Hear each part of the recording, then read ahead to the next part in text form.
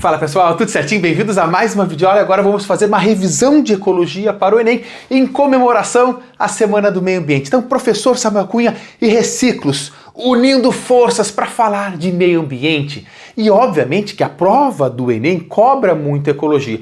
Então a gente conhecer isso aqui não é somente para a prova, claro que é importante, mas é também importante para a vida. Então te liga, a primeira coisa que a gente vai estudar é a dinâmica de populações. Olha que interessante.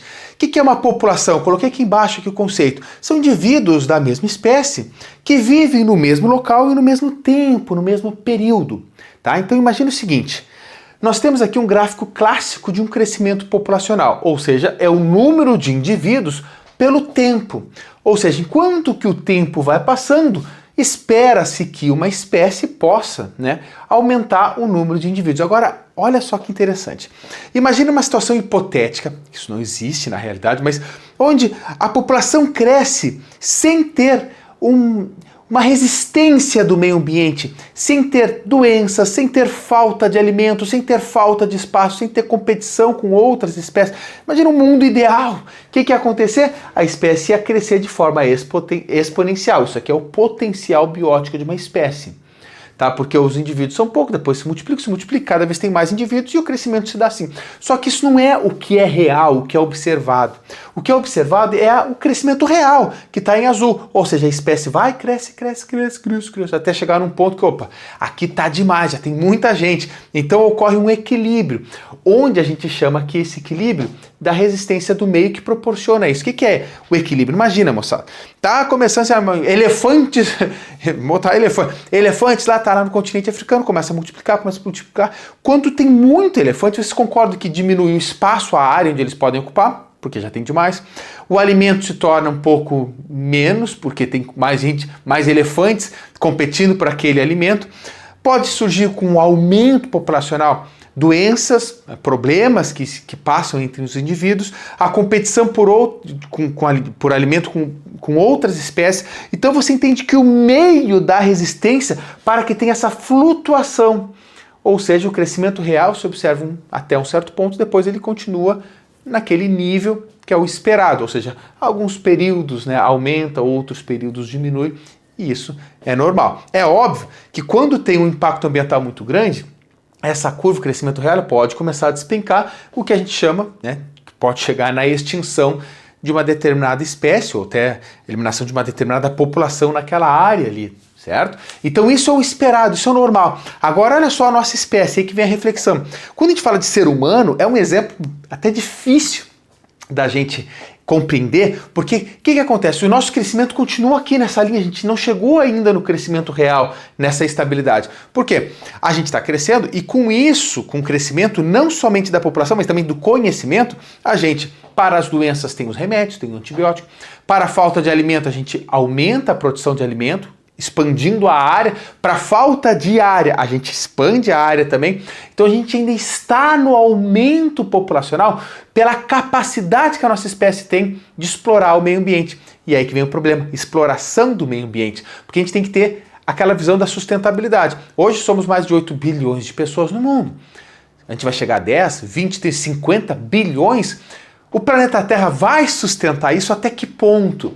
E é por isso que é por isso que a Reciclos, a gente está sempre pensando assim, não, para aí, vamos ter o nosso celularzinho, vamos ter o nosso computadorzinho, ver a nossa sériezinha, mas vamos também tentar ser sustentável para diminuir a pressão sobre o planeta Terra, tá bom? A gente não quer chegar nessa fase aqui por causa de uma doença, por causa de um impacto ambiental, por causa de uma mudança climática, a gente não quer. A gente quer estabilizar o crescimento, ok, estamos por aqui, tá tudo bem, sem precisar ter um grande impacto, um grande desastre, onde a população padece por isso, tá bom? Então isso aqui é importante em questão de Enem também, beleza? Aí tem uma relação presa-predador, lembrando que presa é uma população, predador é outro.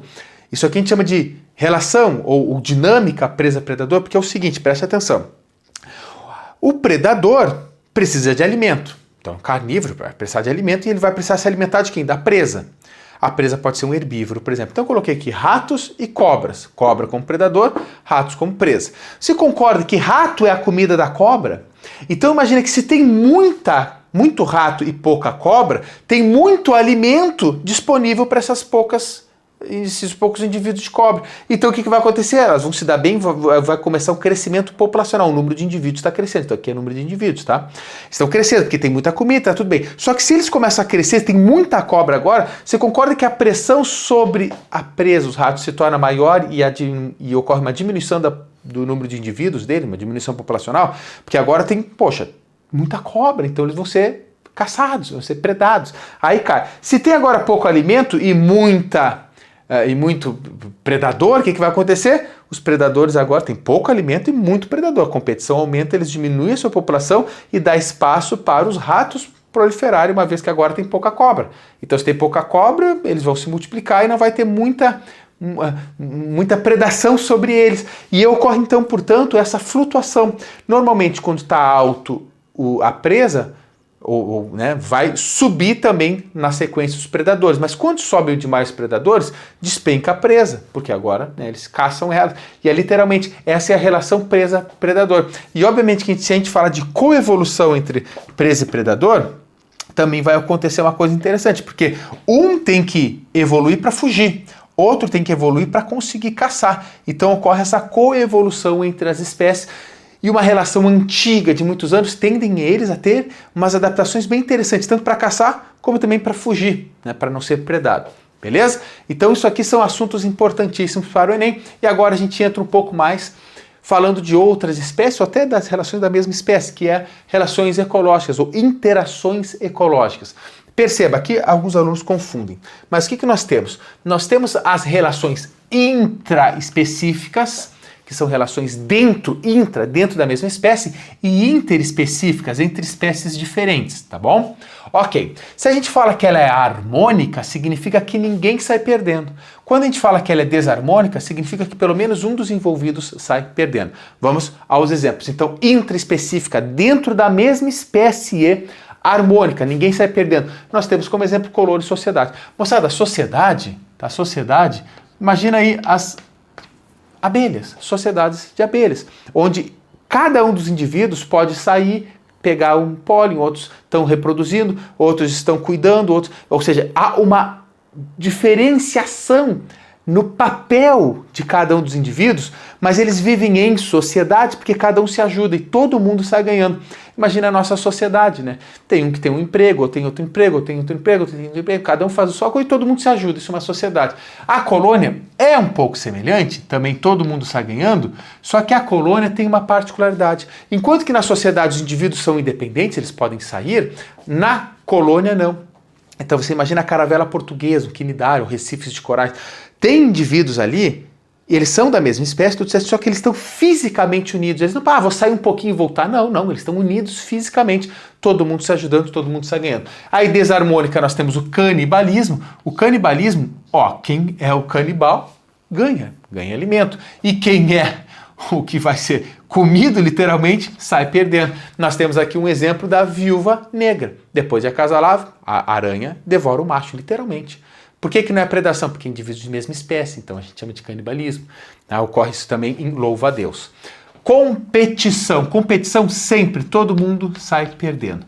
Perceba que a gente está falando desarmônica, mas tem um positivo aqui. Mas lembre-se, desarmônica, se um saiu perdendo já é desarmônica, tá? Então a competição, tu compete por procriação, por espaço, por comida, por qualquer coisa que está competindo. Isso acontece entre indivíduos da mesma espécie também. Tá? E aí vem a interespecífica, espécies diferentes harmônicas. Nós temos o mutualismo. A gente pode falar que o mutualismo, todo mundo sai ganhando, ou tem os mutualismos que um pode até não sair ganhando, mas aí seria indiferente, né? Não sai perdendo. Mas a gente vai botar aqui que o mutualismo todo sai ganhando. É um mutualismo facultativo, nós temos uma abelhinha que faz a polinização de uma planta. Ela ganha o néctar, a abelhinha está ganhando comida, está tudo bem.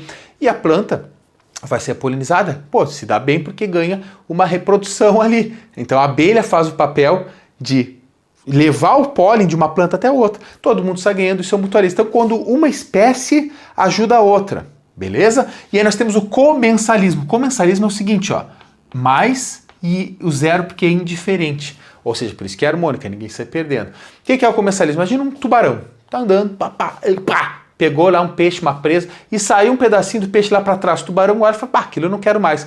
Aí vem um peixe, chamado peixe piloto, e come aquele resto. Ele está comendo, lembra-se disso.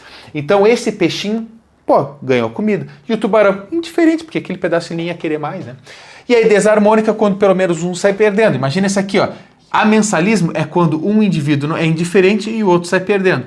Como assim, professor? Bom, tu tá caminhando na rua, pisou numa formiga, tu nem viu que pisou no pobre bichinho. A formiga se deu mal, negativo. Para você é indiferente. Mesma coisa um elefante. Ou uma planta, um eucalipto, quando ela está crescendo, ela libera substâncias, né? Ou mesmo não liberando substâncias, ela usufrui da água do ambiente, ou seja, para ela é indiferente, ela só está crescendo. E para as plantas que estariam ali embaixo, estão perdendo, né?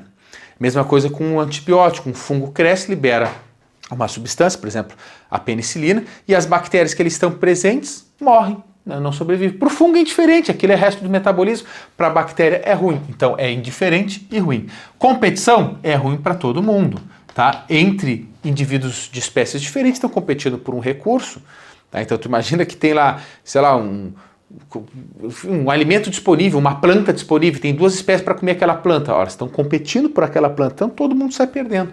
Parasitismo, um ganha, outro perde. O parasita ganha, o hospedeiro perde. Tem um piolho na tua cabeça, o parasita está feliz da vida, sugando sangue da tua cabeça, te dando coceira, né? Enfim, para você é ruim, você perde sangue, você é espoliado, você fica ruim, fica apavorado, né? Mas por parasita tem alimento. E a predação, preste bem atenção, é bom para o predador, é ruim para a presa que literalmente perde a vida, né? É isso aí. Então, um leão predando uma zebra, tá? A gente pode levar isso como exemplo, mas a predação pode ser entre uma aranha e uma mosca. A aranha comendo uma mosca é uma predação. Um escorpião comendo um outro inseto, um inseto, no caso, é predação também. E a cadeia alimentar, gurizada? Aqui tudo fecha, porque a gente tem que entender as principais relações, temos que entender como se dá a dinâmica das populações, mas a cadeia alimentar também é muito importante.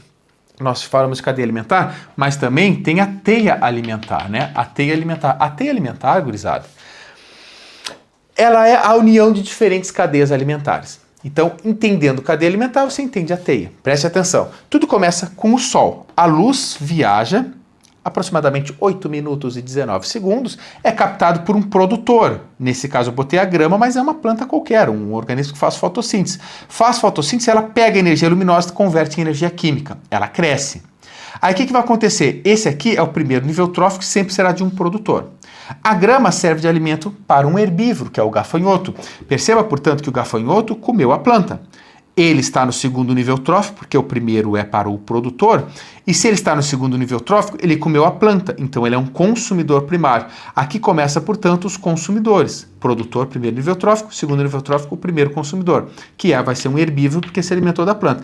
Perceba que a seta indica o lado para onde a energia está fluindo. Tá? Então a energia flui unidirecional no ambiente, vocês estudam isso aí em física lá, já dizia o Lavoisier, né? Então a energia vai unidirecionalmente. Aqui temos o gafanhoto, tá? O gafanhoto serve de alimento para um sapo. Portanto, o sapo é consumidor secundário porque se alimentou de um consumidor primário. E ele estará no terceiro nível trófico. Não confundam, pessoal. Repara que eu estou falando terceiro nível trófico, segundo consumidor. Tem gente que acha que é o terceiro e terceiro consumidor. Não faz sentido, porque o primeiro nível trófico é de um produtor. Aí vem o primeiro consumidor, que já vai estar no segundo nível trófico. Se tu não te confunde que os vestibulares te cobram, tá? Bom, o sapo serve de alimento para a cobra serve de alimento para a águia.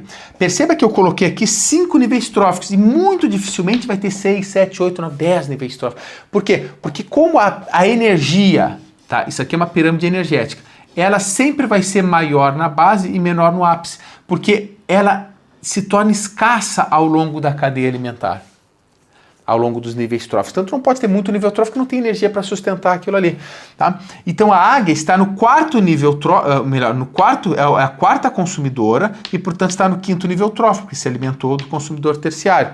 E perceba que todas essas setas indicam ao decompositor, porque os decompositores conseguem pegar toda essa matéria aqui, reciclar e a tornar novamente disponível para entrar no ecossistema. Se a matéria não fosse reciclada, cara, ia acabar um dia. Não, ela tem que ser reciclada. A gente vive num ecossistema, na biosfera, que é o planeta Terra, porque as coisas têm que ser recicladas para que continue as coisas funcionando. Senão um dia acabar, poderia durar 100, 200 mil, 1 milhão de anos, mas um dia não ia mais ter. Então elas têm que ser recicladas. E é por isso também que, olha que interessante, né? Eu nem tinha programado isso, mas a gente fala em reciclagem. E a nossa parceria aqui é com a Reciclos. Só que nesse caso a gente tem que sempre pensar em reciclar tudo. Só que olha só, até tem aqui, barbaridade, olha, uma lâmpada. Aí você fala, professor, então eu vou reciclar a lâmpada. Cuidado, moçada. Porque isso aqui tu não pode colocar no lixo comum de reciclável, separar na reciclagem comum, como é o papel, como é o vidro, o alumínio. Não. Isso aqui não pode ser jogado nesse mesmo lixo.